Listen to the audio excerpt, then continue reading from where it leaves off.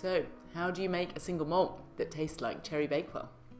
Easy. Build a super sustainable single malt distillery on the west coast of Scotland. Hire an innovative team of quiet rebels. Ask all the what if questions. Test all the possibilities. And then bottle the very best. Need a little more detail than that? Well, at Nc'nean, we have a strong focus on spirit quality and on pushing the boundaries of what's possible. Unusually for Scotland, we produce multiple spirit recipes at the distillery, resulting in a wide range of unique and interesting flavours to create whisky with. Once a year, we release the very best of these spirit experiments in the form of Huntress. Which brings me back round to those Cherry Bakewells and this year's release. When we cross over from one spirit recipe to another, a flood of fruity flavours fall into our spirit. And this year's Huntress is made entirely from casks filled during those super fruity crossover weeks. Think peppermint tea, almonds, cherry jam, pastry straight out of the oven. It's the whisky version of a fancy afternoon tea.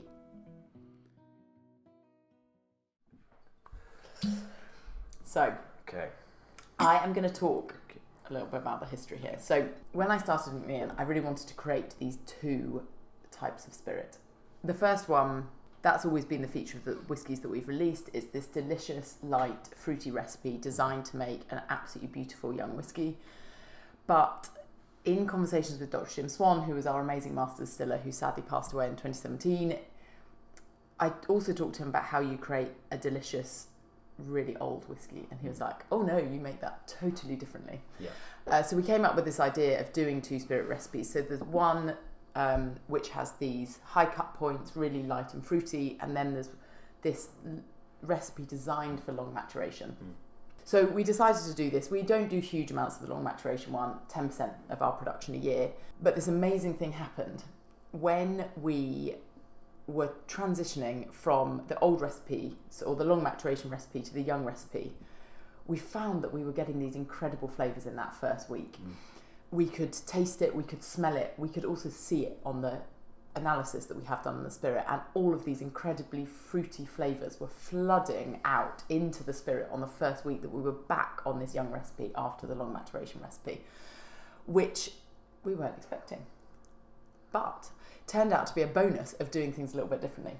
Indeed. And that is what has formed the basis for Huntress Orchard Cobbler. The way that I would describe it is, if you imagine all of the liquid that comes out of a pot still per day as like the spectrum of light, so you've got a full rainbow, and either end of that you've got infrared and ultraviolet. Think of that as heads and tails, dangerous compounds, things that kind of need to be cut away.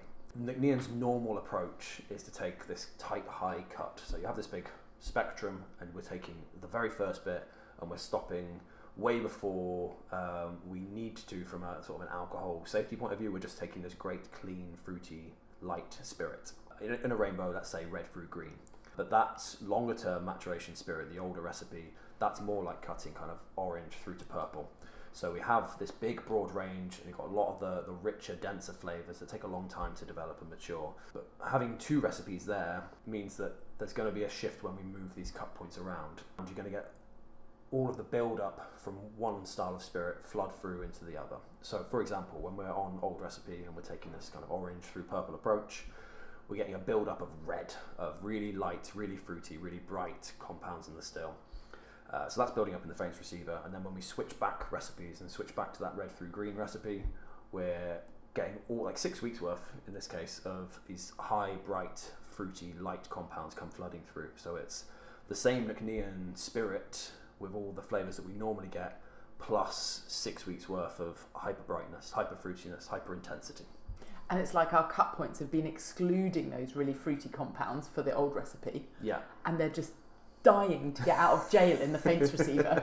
And then suddenly you open the little door to the red bit of the spirits run, and woof, out they come. All comes flying through. And it results in this, this style of spirit, this style of whiskey, where it is intensely bright and fruity. We've called it Orchard Cobbler because it's got loads of cherry and almond and apple and pear and pastry and icing sugar, and it's just a very rich, sweet, fruity treat. And it's so delicious.